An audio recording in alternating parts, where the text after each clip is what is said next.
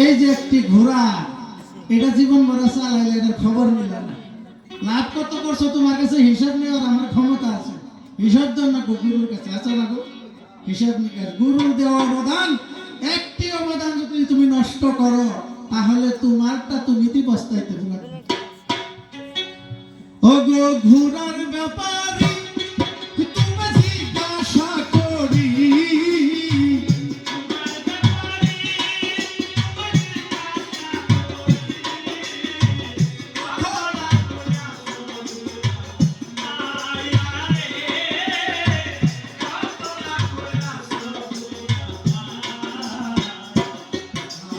আর পাইয়া মালিকের ঘোড়া বাইতে বাইতে করলা সারা, একদিনও সেই ঘোড়ারে বিশ্রাম না দিলা।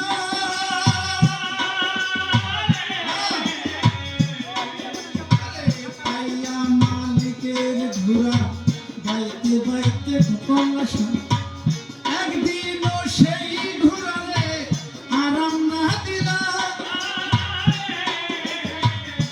ব্যাপারে না বুঝিয়া ভাও ঘোড়া পিষ্টে করলা ঘাও।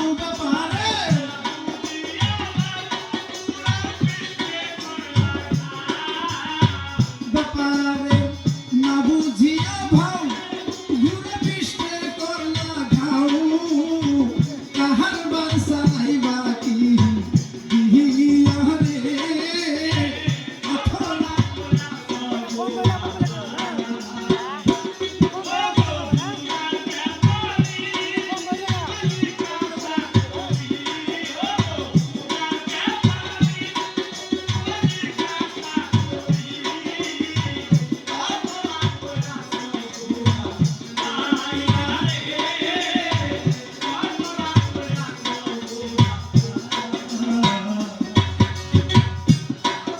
আর ২১,৬০০ মাইলে ঘোড়া বাইলা রাত্র দিনে, একদিনও সেই ঘোড়ারে আরাম না দিলা। ২১,৬০০ মাইলে ঘোড়া বাইলা রাত্র দিনে, একদিনও সেই ঘোড়ারে আরাম না দিলা। ভবে মাল কমাইছে যারা, ভবে সূক্ষ্ম পুরুষ তারা।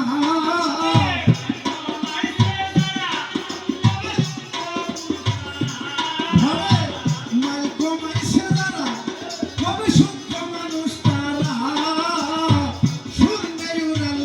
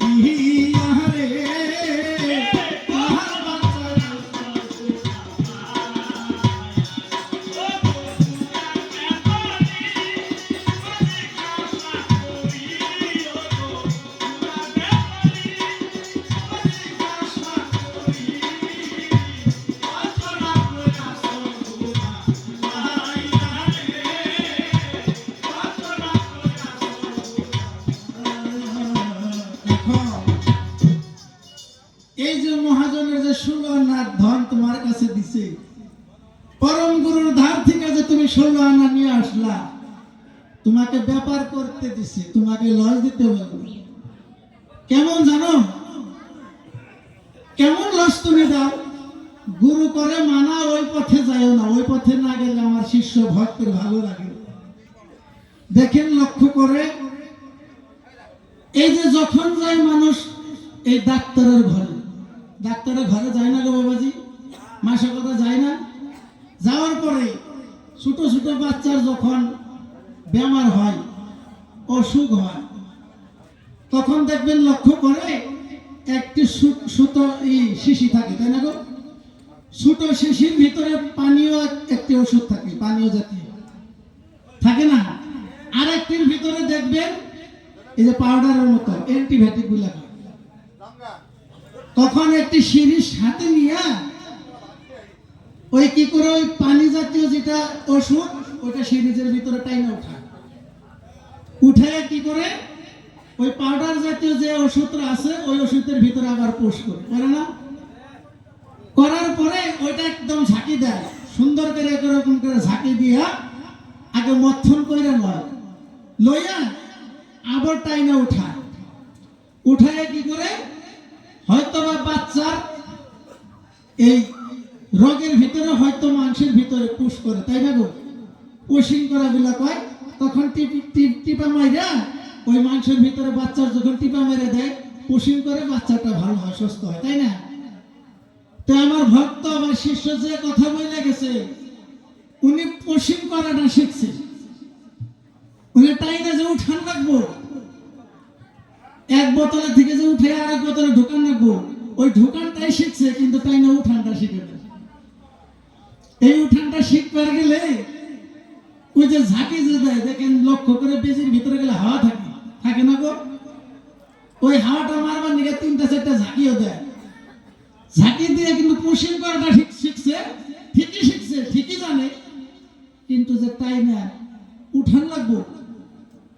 এই যে আমি একটি গানের মাধ্যমে অল্প আগে বলে গেছি যে শত চক্র পঞ্চবান প্রেম চক্রে তুলে আনতে হবে, তবে তোমার মানব জন্মটা ঠিকই থাকবে। যদি বাবাজি তুমি খালি পুশ করাটাই শিখছ, তাতে কাম হইব না, তাতে ব্যাপার হইব না। তাই কবির কল্পনা বলতে গেলে না, কবি নজরুল বলেছে, যতবার তুমি করিবে হরণ, ততবার হইবে তোমার মরণ, জানি হরণ করিলে তোমার হয় জনম, জানি হয় না তোমার কোনোদিন মরণ। তে বাবাজি উনি অনেক কথাই বলে গেছে যে আমি হারা হয়ে গেছি, আমি কি ধন দিলে তোমার কাছে, আবার এই ধন পাবো গুরু বইল আমার কাছে, তাই বলে না? যাই হোক, আমার বায়ানদাররাও চলে গেছে, ওনারা কিছু লাল চা খাইতে গেছে, তার ভিতরে একটি কথা আমার মনে হয়ে গেল। আজকালের শিষ্য কেমন থাকে, ভক্ত কেমন থাকে জানে? গুরু যে ভজনা করতে হয় এটা সবাই জানে, কিন্তু যে আমি যে বায়াত দিছি, আমি যে কটাকে বায়াত দিছি, এই কটা এরকম। ওই যে 3 দিন আগে একজন ছিলাম, ও তো আরো তেই, গুরুকে প্রশ্ন করা যায় না, এক ঘোড়ার গাড়ি এক গাড়ি বোঝায়। আগে বলবে ভালো যে গুরুকে প্রশ্ন করা চলে না, কিন্তু এক গাড়ি বুঝাই দিয়ে দেন। তাই কাজেই করি মানা, গুরুর কাছে কেন প্রশ্ন চলবে না? তাহলে কোন জায়গায় যে এই ভক্ত শিষ্যরা যায় পাবে গো? কোন জায়গায় পাবে না। গুরুকে জিজ্ঞাসা করার দরকার আছে। ঠিক আছে, আমি তোমাকে ধন্যবাদ দিয়ে বলতেছি, ওই রকম ভক্ত হয় না। এক ভক্তর বাসায় এক গুরু গেছে, যাই বলতেছে যে বাবাজি বাসায় আছো গো? হ্যাঁ বাবা আছি। উনি আবার অনেক গুরু ভক্ত। যখন গেছে, যাওয়ার পরে অনেক গরমের দিন, তো যাই নিয়ে পাঞ্জাবিটা খুইলে ওই আলনার ভিতরে রেখে দিছে।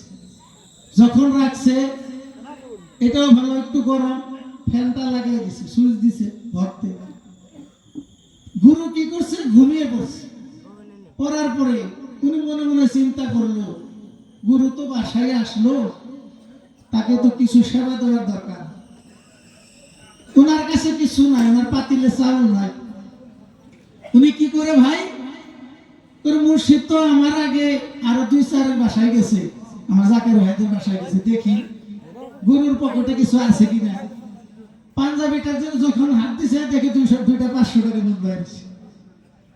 যখন 2টা বাইরেছে আমার মনটা সান্ত্বনা হয়েছে, শীতল হয়েছে, যে ঠিক আছে টাকার আর অভাব নাই, গুসাই ঘুমায় থাক, আমি বাজার থেকে বাজার করে নিয়ে আসি। গুসার পকেটের থেকে সেই 500 টাকা 2টা নিয়ে বাজারে যায় করছে কি পাঙ্খাস মাছ কিনছে, যত কিছু যত ভালো মন্দ বাজার কইরা আছে। আইনা পরিবারকে বলছে এই যে ধরো এই মাছটা রান্না করো, কষাও, আর মুরগিটা আমি জবা করে দেই, এটাও কষাই দাও। গুসাই আসছে, গুসাইকে একটু ভজনা করার দরকার আছে। যখন এই কথা বলছে পরিবারে মনে মনে চিন্তা করতেছে এটা তো ঠিক, আমার স্বামী তো ভালো হয়ে গেছে, এত বাজার তো কোনোদিন করে না, যাও শরম পাইব না, লজ্জা পাইব না, তাই কাজেই করি মানা। স্বামী গো এই রান্না বাড়ার হওয়ার আগে গুসাইকে ডাক দিও, যাই গুসাইকে বাতাস করতেছে, গুসাই আরো নিদ্রা গেছে। যা হোক যখন রান্না বাড়া ক্লিয়ার হয়েছে গুসাইকে যে ডাকতেছে, বাবাজি উঠে, আপনার সেবা তৈরি হয়ে গেছে। উঠছে, উঠার পরে তাকে দেখে টেবিলের ভিতরে খানার অভাব না, আপেল কাইটা দিছে, কলা দিছে, মাংস দিয়ে ভাত দিছে, সকল কিছু যখন দেখছে মুর্শিদ মনে মনে চিন্তা করতেছে আমার ভক্ত এটা ভালো হয়ে গেছে, আমি আসলে আগে বসতে দিত না, আজকে দেখি খাওয়ার জন্য টেবিলে জায়গায় থাকে না। যখন বাতাস দিতেছে গুসাই আপনি খান, গরম ভাত বাতাস করতেছে, গরম তরকারিতে বাতাস করতেছে, বলতেছে বাবা এই বস্তু কটা তুমি কোন জায়গায় থেকে আনলা, এত স্বাদ কিরকম লাগে, খুব ভালো। গোসাই খাইতে যার মনে মনে বাক্যা নেই যে বাবাজি খুব ভালো লাগতেছে গো, আর বাত উনি পান খেতে বাতাস দিতেছে। কোন জায়গায় থেকে কি কাম করে আনছো, এই কথাটা তো আমার জানার দরকার আছে। বাবাজি সবই আপনারই দান, খালি হাওয়াটুকু আমার। মনে মনে গুরু চিন্তা করতেছে আর এই ভক্ত বোধহয় আরো ভালো হয়ে গেছে, ওর সকল কিছু যদি আমার হয়ে গেছে তো ও তো জ্ঞানে আইছে, ধ্যানে আইছে, ও তো খেয়ালে আইছে। আবার জিজ্ঞাসা করে সত্যি কি, হ্যাঁ বাবা যে আপনার সকল কিছু আপনারই দান, খালি যে পাংখার হাওয়াটুকু আমার। মনে মনে গুরু চিন্তা করতেছে ভক্ত এটা বাড়তি হয়েছে, এটা আগামী বছর খিলাফত দেওয়া যায়। যখন মনে মনে চিন্তা করতেছে ইতিমধ্যে ফোনের যুগ, আর এক ভক্তে ফোন করছে, বাবাজি আজকে কিন্তু আমার বাসায় থাকুন লাগবে। হ্যাঁ থাকবো। ওই পাঞ্জাবিটা না দেখে উনি শরীরে নিয়ে ওই বাইরে থেকে বাইরে হয়ে গেছে। পিলপিল তো উঠান লাগে না গো, যখন পিলপিল তুলছে ভাড়ার কথা মনে হয়েছে, গোসাই পকেটে হাত দিয়েছে, দেখে টাকা নাই। যখন টাকা নাই দেখছে ওনার মাথা গরম হয়ে গেছে, এই টাকার কথা কাকে বলি, এই কথা তো বলা যায় না। মনে মনে মনটা খারাপ করে ওই ভক্তর বাসায় গেছে। বাসায় আছো গো বাবাজি, হ্যাঁ গোসাই আছে। আসো যদি কি বলি বলা যায় না, শরম শরম করতেছে।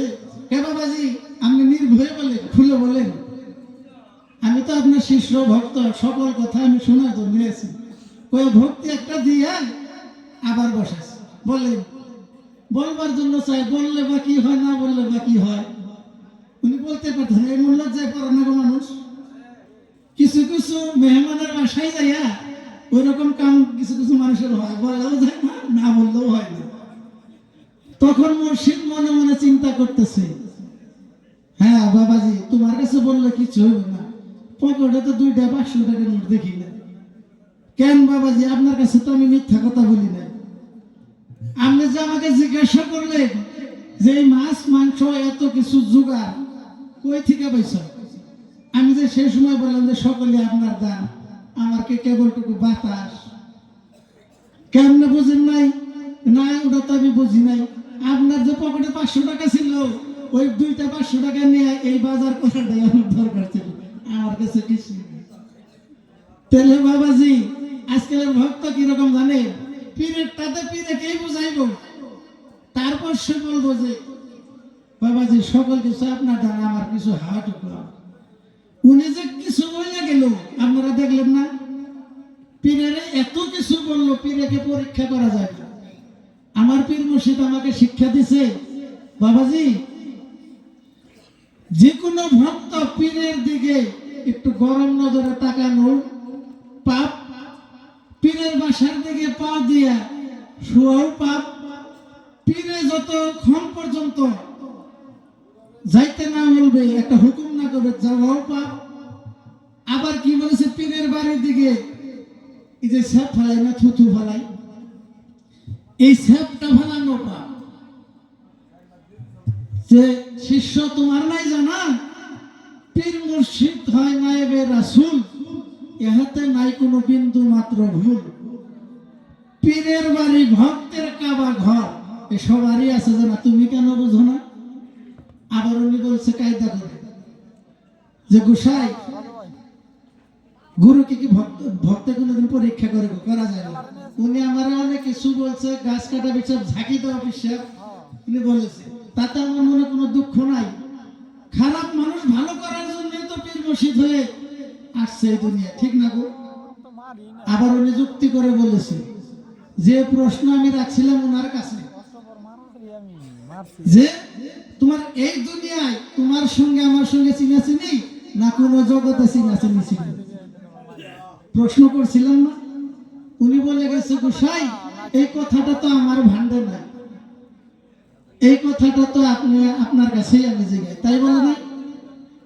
বলেছে আরে যদি এই জগতের চিনাচিনি হতো, তোমার সঙ্গে আমার সঙ্গে কিছু লাগালাগি থাকতো, তর্ক বিতর্ক হতো, পীর মুর্শিদের সঙ্গে ভক্ত বালকের সঙ্গে এই রাগারাগি মারামারি দেখছেন কোনোদিন? কোন জায়গায় হয় না, আর হবেও না। কেন জানো? সেই রুহানি জগতে তুমি আমি ছিলাম, সেই জগতে সেই দুনিয়ায়, সেই রুহানি জগতে দুইজন মিলে আমরা গুরু শিষ্য ছিলাম ভাই। আমার আর তোমার যদি এই জগতে চিনাচিনি থাকতো, তাহলে কিছু বেমেজাল থাকতো, তাহলে পীর মুর্শিদ নায়েবে রাসূল বলে কেউ স্বীকৃতি দিতে পারতো না। তোমার সঙ্গে আমার সঙ্গে সেই রুহানি জগতে আল্লাহ পাক সৃষ্টি, উনি বলেছেন কোন জগতে? তোমার আমার যে জগতে চিনাকি ছিল, চিন পরিচয় ছিল, সেই জায়গায় তুমি দাস্যতা স্বীকার করে আমার কাছ থেকে আসছো।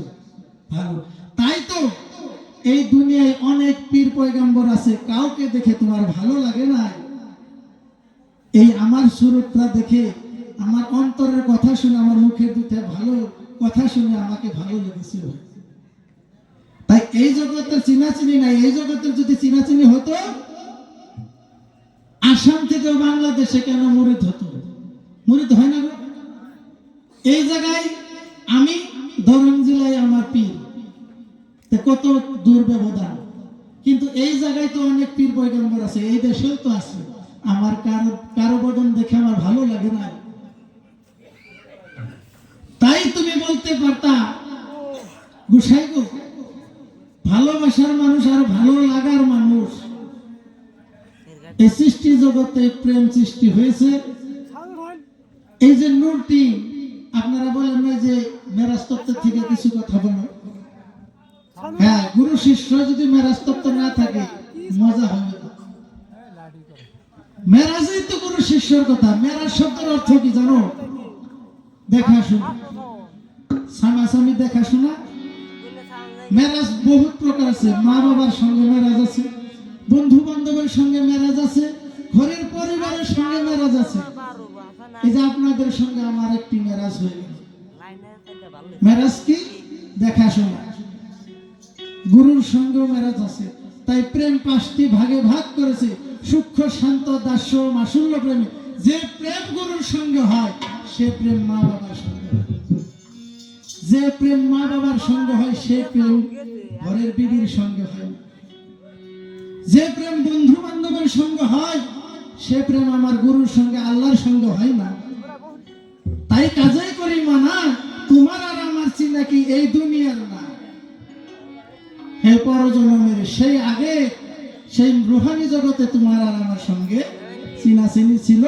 তাই তো তোমার এই দুনিয়ায় এসে আমাকে লাগলো ভালো।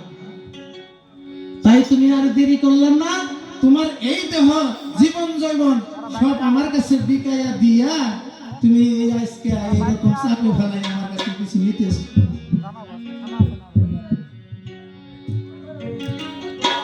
আর উনি প্রশ্ন করে গেছে, আমি বেশি শুনি নাই।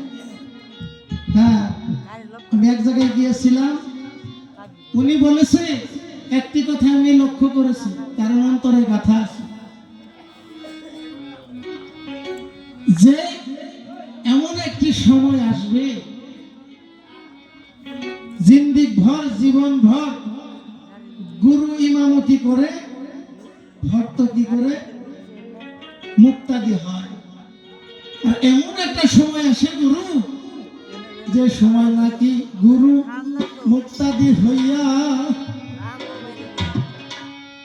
ভক্তকে দেয় ইমামতিতে দাঁড় করাইয়া। দয়াল গুরু আমার কাছে এই কথা যাও না যে বুঝাইয়া। এমন একটি সময় আসে যে সময় নাকি ভক্ত ইমামতি করে। তাই তাই কাজেই করি মানা, অত দূর যদি তুমি প্রশ্ন করতে পারছো, তুমি শিষ্যর পদে আর থাকলা না। যতক্ষণ পর্যন্ত ভক্তের তরিতে না উঠবে এই সব কথা ভক্তের মনে উঠবেই না। উঠবে তো? শিষ্য তো অনেক প্রশ্ন করতো অন্য দিক দিয়ে, তুমি এমন গহীন জায়গায় প্রশ্ন করছো, তুমি আর শিষ্যর তরিতে নাই, তুমি ভক্তের তরিতে উঠে গেছো। এখন তোমাকে প্রশ্ন করা যায় ভক্তের অধীন ভগবান, ঠিক না গো? ভক্তের অধীন ভগবান, এই কথা যদি ঠিক, ভক্তকে ভগবানও কিছু বলতে পারবে।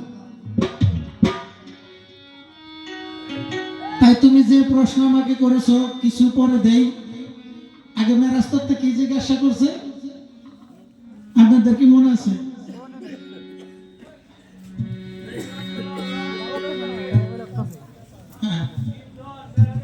হ্যাঁ, আরে হাদিস অনুসারে বলতে গেলে ওই তিনজন বলা যায়। যদি এই লাউড স্পিকারে বলা লাগে তিনজন বলা যাবে না। হাদিসে আছে, তার মানে হাদিসে বলেছে জিবরাইল আসে উম্মে হানির ঘর থেকে আমার দয়াল নবীকে নিয়ে গেছে, ঠিক না? ওই জায়গায় বুরাকের চেহারা ছিল মায়াবিনী, ও একজন নারীর সুরত। তাই তুমি বলেছ যুক্তি করে, এটা যুক্তি দিছে আমার গোসাই টান কিনা। এই যে কাজেই করছি আমি তাহার বর্ণনা,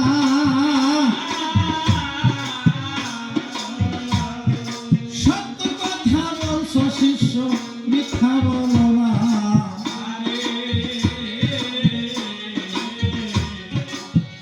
একজন নয়, দুইজন নয়, পাঁচজন নয় গো,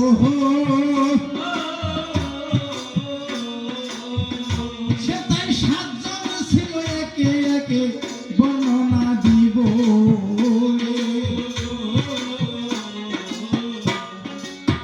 এই কথাগুলো আমার আছে গো মানা, কিছু কিছু কিছু কথা বলা ভালো না। দুই কানের দুইজন ছিল বুরাকের গজায়া, হাসান হুসান দুইজন আবার বসেছিল যাইয়া। মা ফাতেমা সেদিন দেখো রূপ ধারণ করে, গলার হার আলী সেদিন তোমায় যাই বলিয়ে কথা, তুমি কেন দেখো?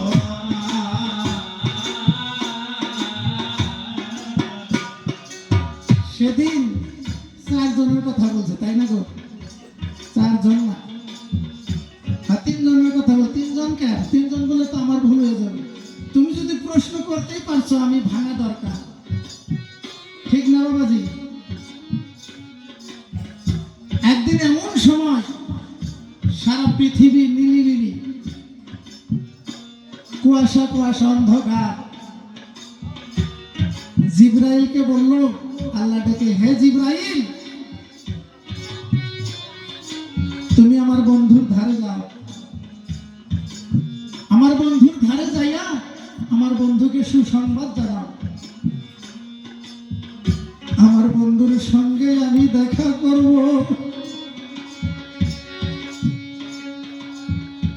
আমার মনের কথা সব খুলে বলবো।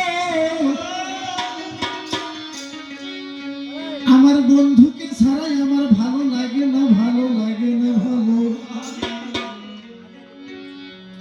যাও না জিবরাইল আমার বন্ধুর ধারে,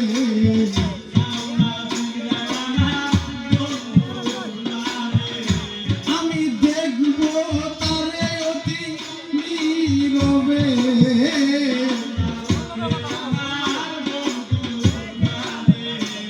শুনো না জিবরাইল, আর করো না দেরি। আমার বন্ধুর কাছে যাও না জিবরাইল অতি তাড়াতাড়ি। বন্ধুর কাছে যাও না, আমার সালাম পৌঁছাও না। বন্ধুর কাছে যাইয়া তুমি সালাম জানাইয়া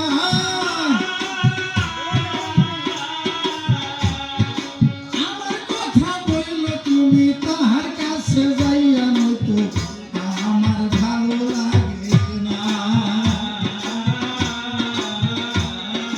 হে জিবরাইল, আমি একা একা, আমার আর ভালো লাগতেছে না। আমার বন্ধুর কাছে যাইয়া আমার বন্ধুকে সুসংবাদ দাও যে আল্লাহ আপনাকে নিমন্ত্রণ জানিয়েছে, আপনার সঙ্গে দেখাশোনা করবে। তাই জিবরাইল আইসা যখন নবীকে বলল, তখন নবী ঘুমন্ত অবস্থায়, কাল ঘুম বলি না, কাল ঘুমে উম্মে হানির ঘরে ছিল। তাই সে সময় জিবরাইল এসে সালাম দিয়ে সুসংবাদ জানাইল। জানানোর পর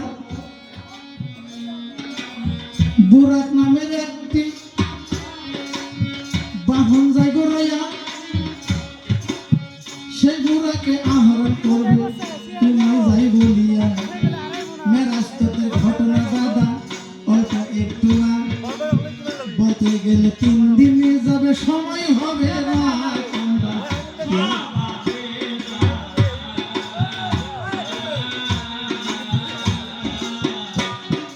যখন বুরাক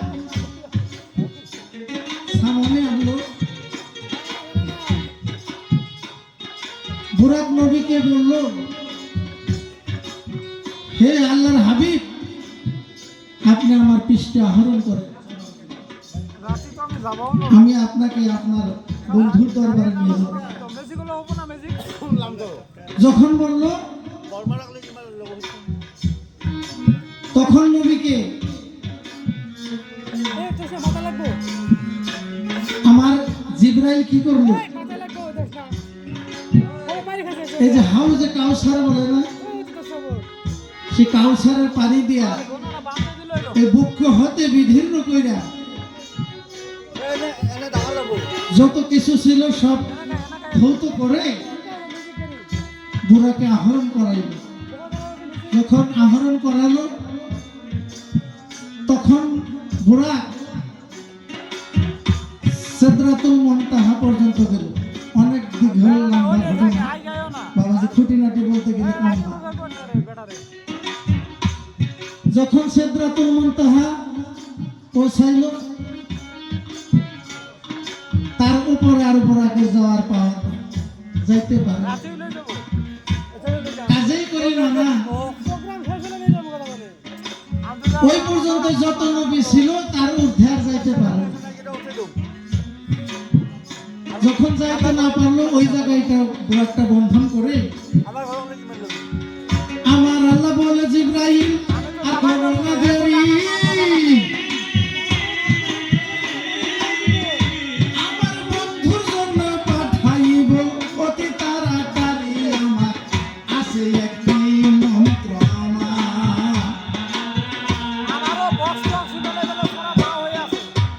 রব রব নামের একটি বাহনদাই পাঠাইয়া,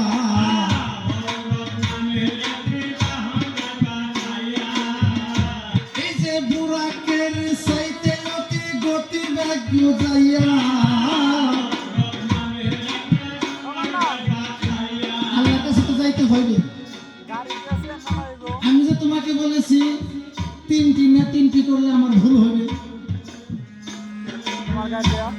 নবী যে জায়গায় যাইব পাক পাঞ্জাতনের আর 4 জনকে আহলে বাইত ছুঁয়ে যাইব, তাই পীর মুর্শিদের খেলা তুমি বুঝোই নাই।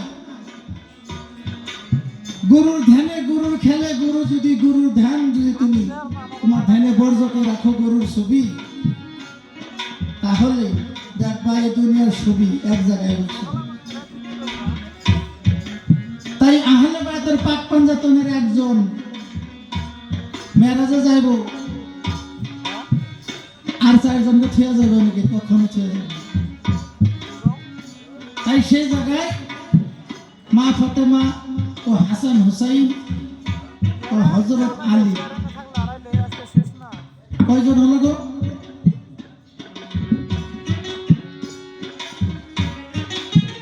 যাই হোক, কয়াকুচি থেকে এক আসর গায়ে আসলো মকবুল ভাই। ওই জায়গায় আসমিনার গান ছিল, আসতে পারে না, এখন আসছে। তাই সেই জায়গায় 4, 5, 6, 7 জন। যদি আবার বলি আমি আরো একজন আছে, এই যে তোমার গুরু সেই জায়গাতে বসা গই আছে, তারে ভিন্ন ভেব না, তারে ভিন্ন ভাবলে তোমার ভালো হবে না। এই যে গুরু শিষ্যর খেলা তুমি আজও বুঝলে না, কবে কেমনে বুঝবা তা।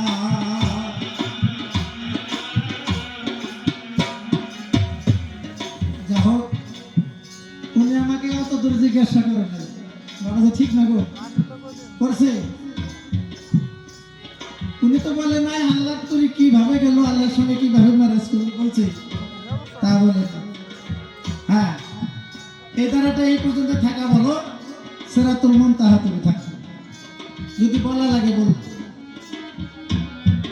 আর যদি দরকার না হয় বলবো না। তাই কাজেই করি মানা, সে জায়গায় কয়জন মানুষ গেল তোমার হলো জানা। আর ওই একটি প্রশ্ন যদি আমার ধারে দিচ্ছে, গুরু শিষ্য নামাজ পড়ে ইমামতি ভক্তি যে করেছে, কোন সময় কোন হালে ভক্ত ইমাম হইয়া গুরুজিকে এই যে মুক্তি দিতে দেয় গো দাঁড় করাইয়া, কথা তোমার জানা।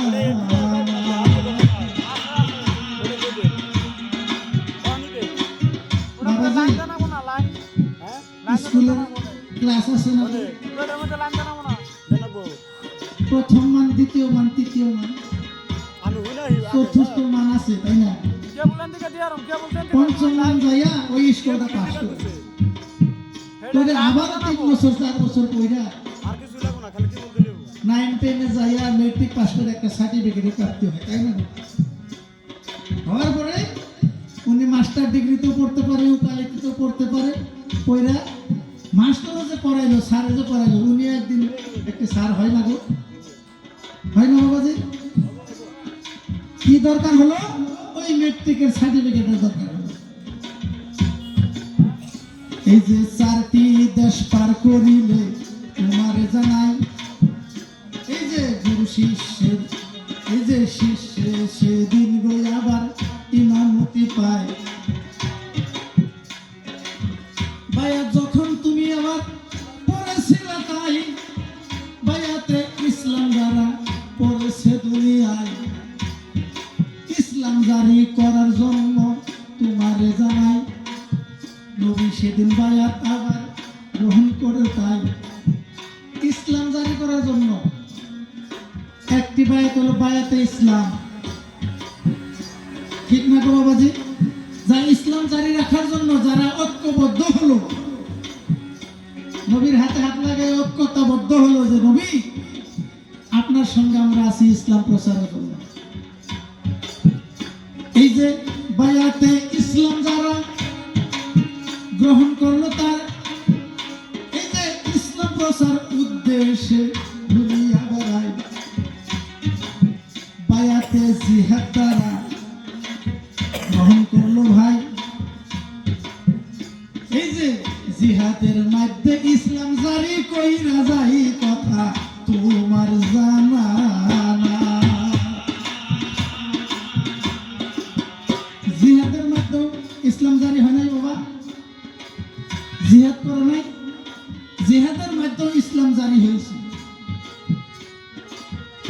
এই যে বায়াতে খিলাফত যারা প্রাপ্তি গেল হইয়া, একটি সার্টিফিকেটের মধ্যে আবার রয়ে গেল যাইয়া, খিলাফত নামাই দেখো তোমারে জানাই। এই যে অনেক পীর পয়গাম্বর নাম পাওয়া যায়, কথা তোমার জানা।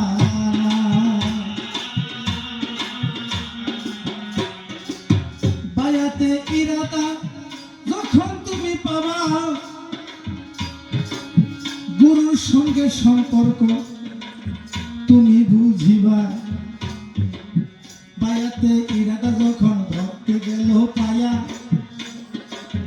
গুরুর সঙ্গে প্রেমের কথা যাই গয়নি বুঝিয়া তোমারে জানা। কয়টি দেশ পার হইল? 4টি, আবার 4টি আছে। হানাফি শাইখে যখন ভক্ত চলে যায়, বিনা তারে গুরু সঙ্গে টেলিফোন গো পায়। যখন হানাফি শাইখে একজন ভক্ত দাঁড় হবে, বলে না ভক্ত থাকে গুয়াহাটি আর গুরু বাসায় থেকে বলতে পারে বাবাজি ওই লাইনে চলো না, ওই লাইনে চলো, ওই লাইনটা বেশি ভালো না। ভক্ত মনে মনে চিন্তা করে, আমি চুরি করলাম গুয়াহাটি, গুরু বাসায় থেকে কেমন করে জানে? ওই যে বিনা তারে তার যেদিন কোন দিন ফিটিং হয়েছে জানেন? হানাফি শাইখে যেদিন তুমি চলে গেছো, গুরু ভক্তের বিনা তারে টেলিফোন হয়ে গেছো, তাতে কোনো বাধা থাকবে না। সে জায়গায় নেটওয়ার্ক লাগে না, বিনা তারে যে টেলিফোন হয়। হানাফিল্লাহ ওলি তখন তুমি লাভ করিবা, একজন ওলি খাতায় নাম গো ভক্ত তুমি সেদিন পাইবা। বাবাজি 1000 ভক্ত থাকে, সে জায়গায় কি ভক্ত সবাই শিষ্য থেকে বালক থাকে? যে ভক্ত হইতে পারে তাদেরকে বলতেছি, এই কথা শিষ্যর জন্য না। হানাফি শাইখে গেলাম, হানাফিল্লাহ ওলি বাকাবিল্লাহ ওলি, হানাফিল্লাহ যেদিন যাইবা চলিয়া,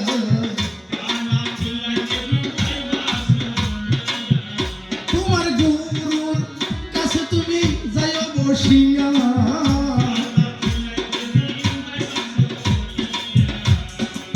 সময় সময় ওরে ভক্ত তোমারে জানা,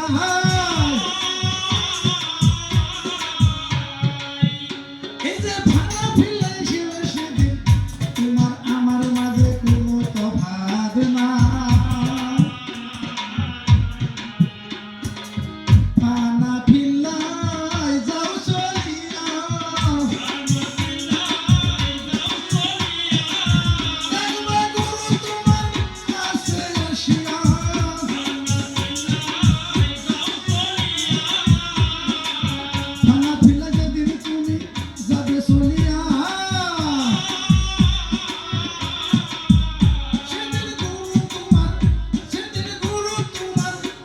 যদি হবে আবার জানো বোঝাইয়া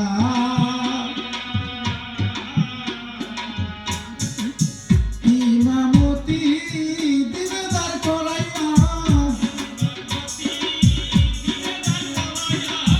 যাই না মাঝে দেখো তোমায় বসাইয়া তোমাকে ইমামতি সেদিন করতে দিবে ভক্ত সেদিন এই যে মুক্তা হইয়া দাঁড়াবে দেখি আমার ভক্ত পারে কি না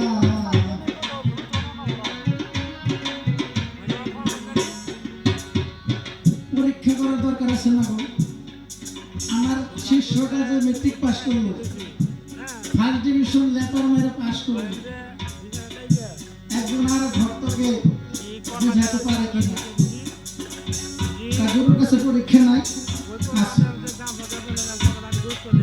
ভাঙা ফিলের দেশে যদি যাবাবে চলিয়া দেখবা তুমি তোমার নাই বলতেছি খুলিয়া যাই নামাজ বিছাইয়া দিবা গো তাই ইমামতির দ্বারে তোমার দ্বারে করাইয়াই মুক্তা দিয়ে হবে গুরু যাইয়া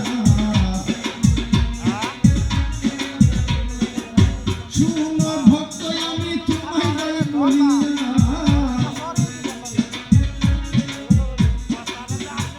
বুঝলা তো বুঝা গেছে তাই একটি গান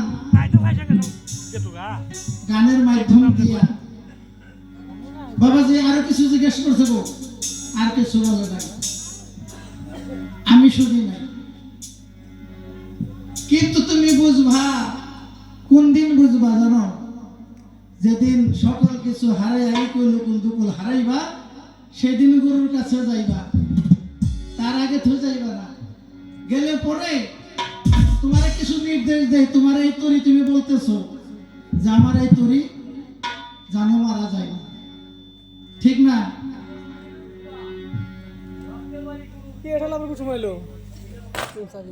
ও ভক্তের বাসায় গুরু কিসের ডিউটি করে তাই তো আরে ডিউটি করবে না মানে তোমার জীবন জৈবন ধন দৌলত সকল কিছু তুমি গুরুর কাছে দিয়ে দিছো আত্মসমর্পণ করছো আত্মসমর্পণকারী কাকে বলে সকল কিছু দিয়ে দিছি গুরু তা দেখে রাখতে হবে না নিশ্চয় দেখে রাখতে হবে তোমার বাসায় কি হইতেছে না হইতেছে গুরু নিশ্চয় ডিউটি দিতে হবে তোমার এই দেহ তরিটা কি